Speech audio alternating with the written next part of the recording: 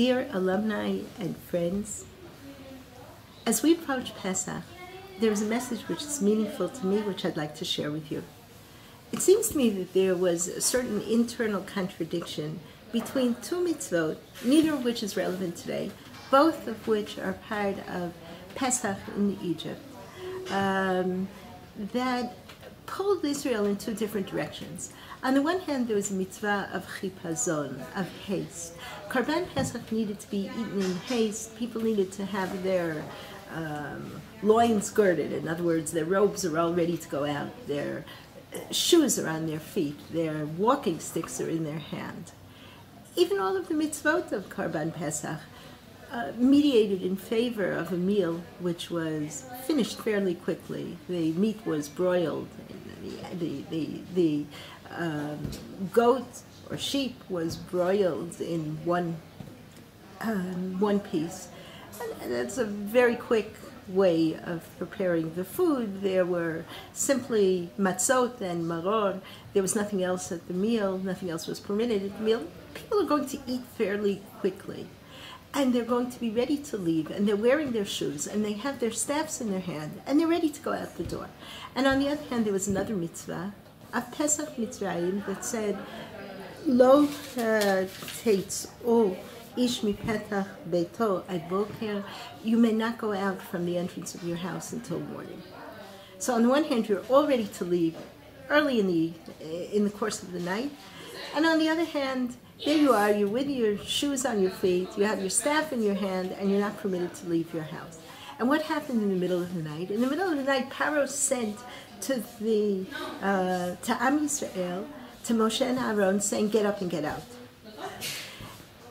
It's very hard for us to picture what the mentality of a slave is, but I think we can all imagine what a prisoner is. It's a little bit closer to our own experience. A prisoner, the moment the handcuffs are removed from him, the moment the gates of the prison are open, the tendency is to bolt, because you don't know whether the gates will still be open in another 10 minutes, another half hour. Paro has opened the gates of the prison. He's told them, get up and get out. On top of that, Paro has a track record of recanting his permission. He gives permission to go, he gives a promise that they will go, and then he cancels his promise.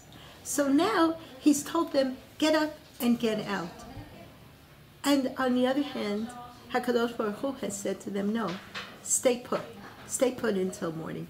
It seems to me that there's a message here which is no less relevant today than it was in the past. And it's a question of where a person takes his cues from.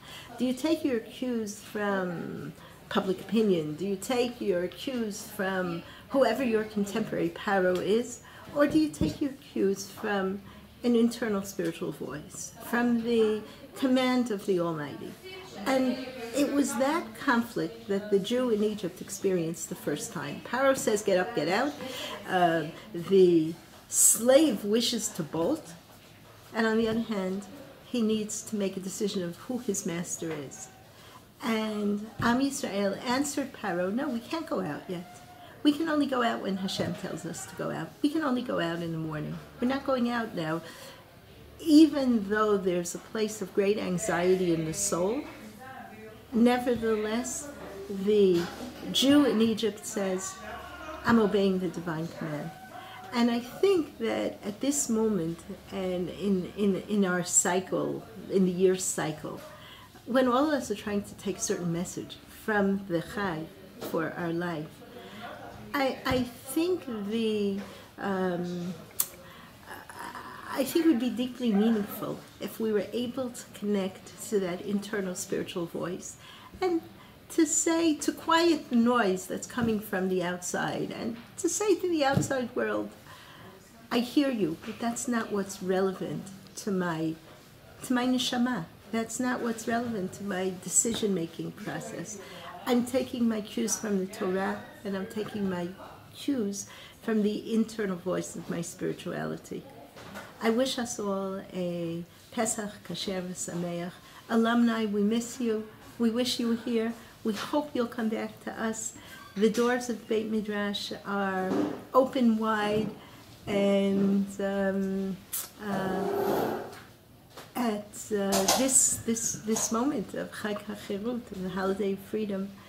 We hope that at some point you'll be free to return to the study of Torah, but that meanwhile that you'll find that freedom, and we will all find that freedom in our own lives. Chag Kasher v'Sameach. Okay.